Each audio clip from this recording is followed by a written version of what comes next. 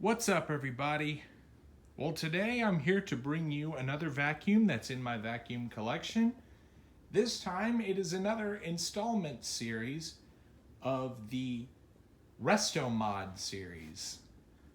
So what I have for you today is a facial reconstructed, quote unquote, Hoover Decade Soft and Light, also known as the Hoover Elite and Hoover Elite Supreme.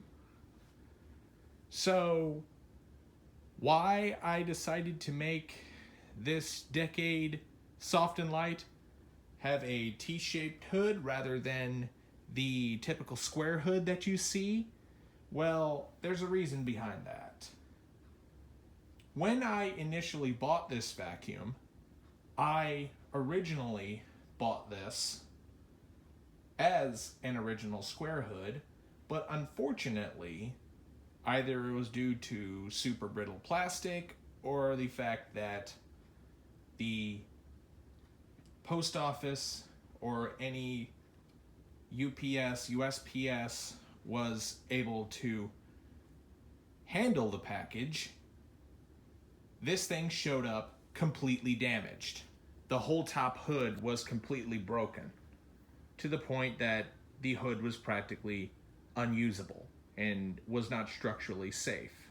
So, unfortunately, I had this thing sitting around in my closet for parts until I managed to find a hood and base from a Hoover Futura model U4098. No, I didn't get apart my Futura U5098, if that's what you're asking. That's a whole nother vacuum. But there was a parts unit being sold on eBay. So I thought, you know what? Why not toy around with the idea of giving this a totally different base? So that's what I did. I literally bought the base and hood of a Futura Elite of the same color, and I made a Decade Soft and Light with a T-shaped hood rather than a square hood. So the reason why I'm going to group this in the Restomod series is because this obviously wouldn't have looked like this from if Hoover were to release it from the factory. It would have been a square hood model, which I will link the video to my other Decade Soft and Light that still is a square hood that also has a partly damaged hood, but I was managed to plastic weld and retain that original hood. But this one, totally different animal, and kind of looks like the U4295 Soft and Light Supreme of the same color. But other than that story, I will say, if any of you eBay sellers out there who don't trust certain companies to handle packages, I'm going to give you and share you my important revelation about them. They're all terrible. UPS, USPS, FedEx, all of them. So my only advice to you guys is package accordingly. And be sure that whatever you're shipping out is able to be withstand, because there is going to be some time that a lot of the shippers are going to mistreat the package because they're in such a hurry because they have a bunch of other packages to deliver to some people.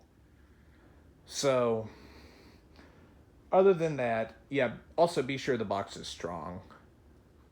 So, aside from that and my disposition of all the shipping companies and how I managed to make a damaged vacuum into a fully custom and working vacuum, now let's go ahead and give a walkthrough of this very cleaner.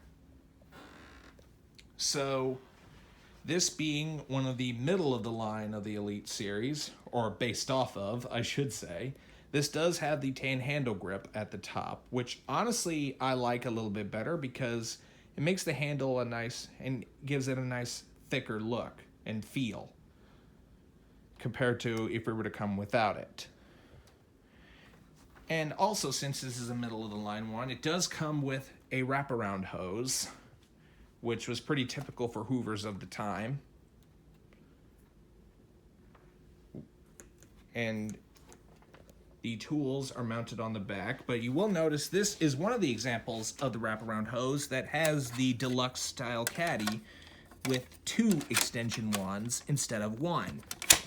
So you do have here your dusting brush, upholstery tool, and crevice tool that are colored in tan just to give it a more high-end feel, that also kind of allow them to blend in with the handle cover, so it gives it a nice high-end feel.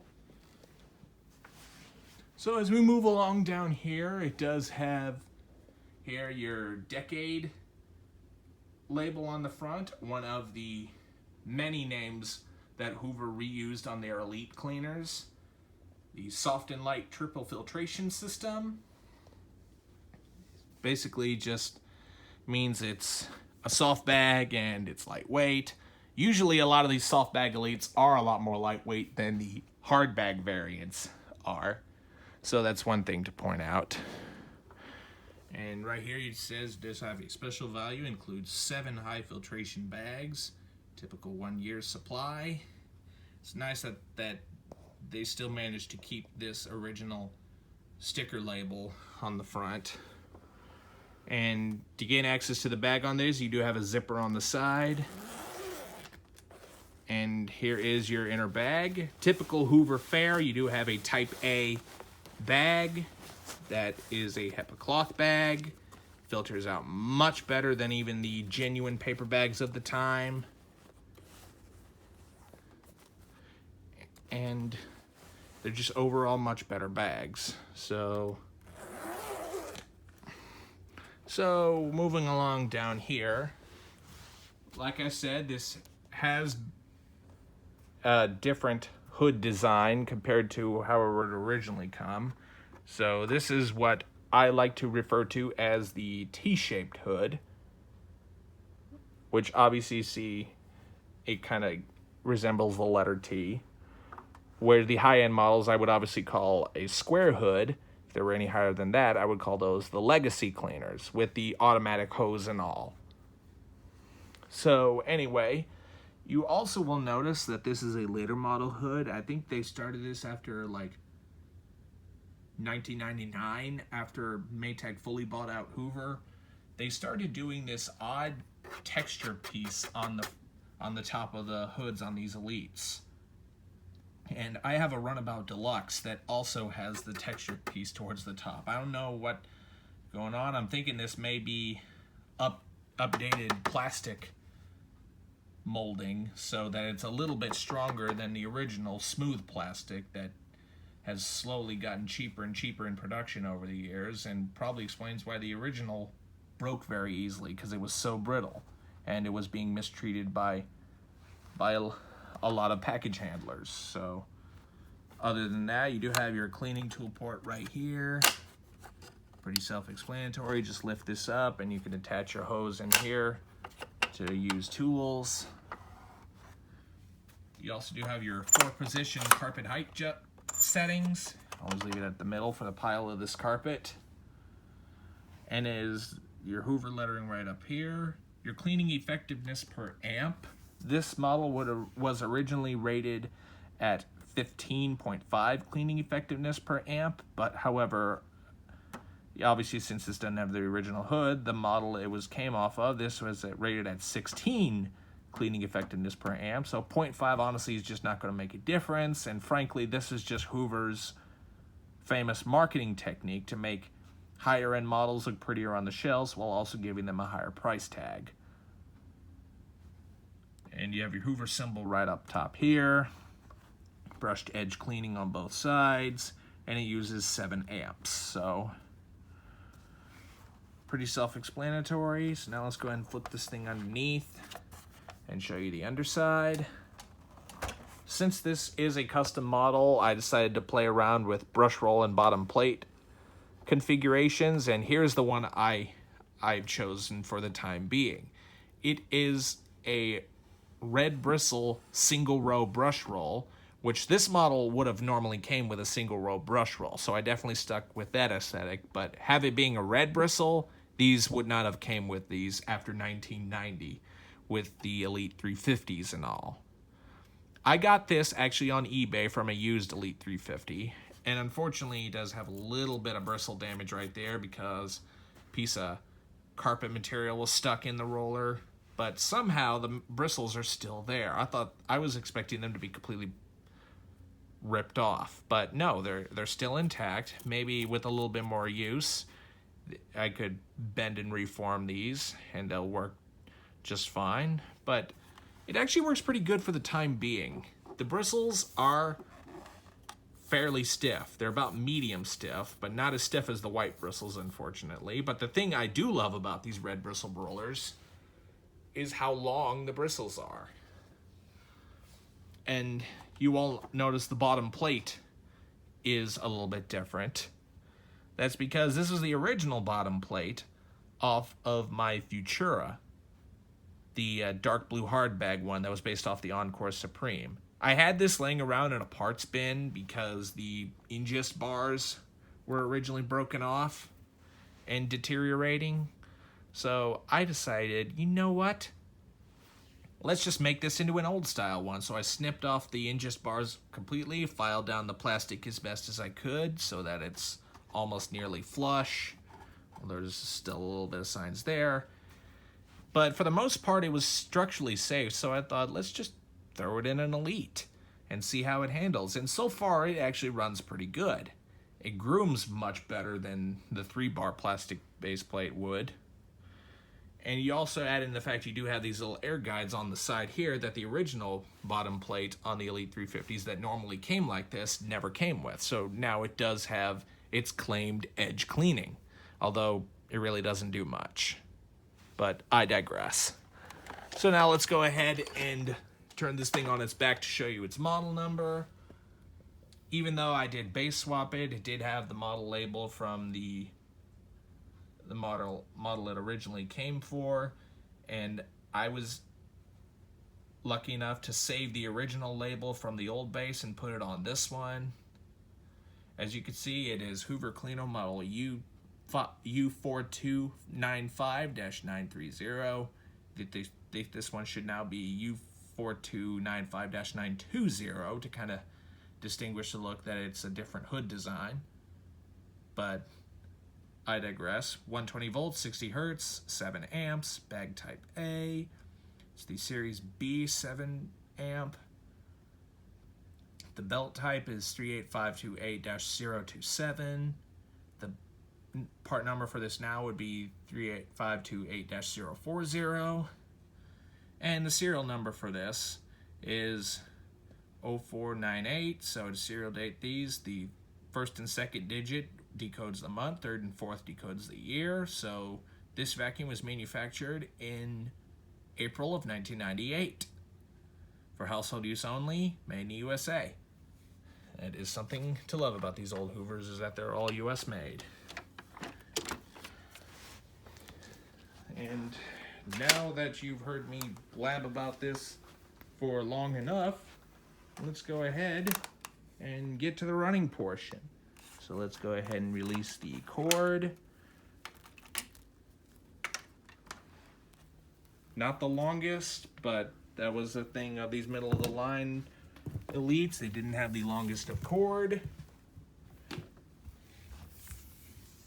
But this actually is a cord I had laying around from a parts bin that's a little bit longer than the original cord that this would have came with, but still not the longest.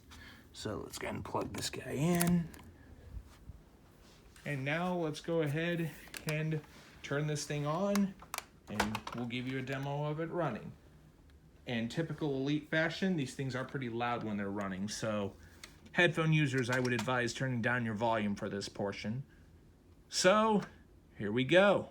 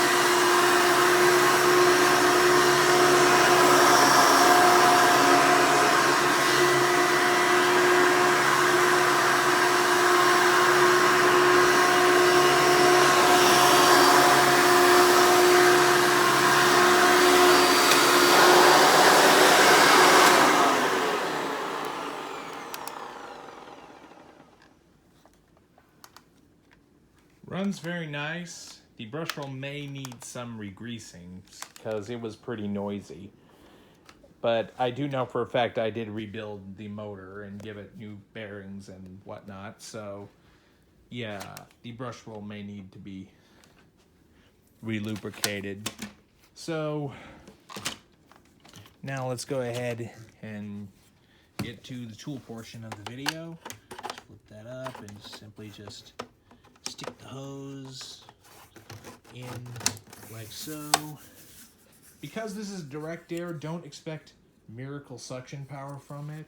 But from experience, these wraparound hose models, because the hoses are ironically more wide in width than the side mount ones, these tend to produce a little bit better tool suction than the side mount ones, even the flex hose models.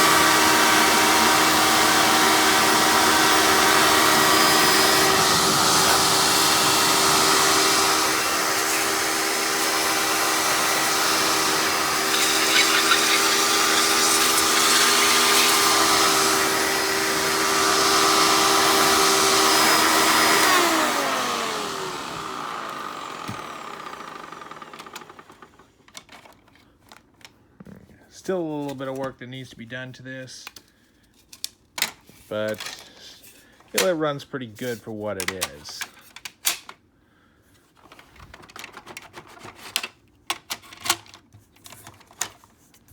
Let's go ahead and reattach the hose.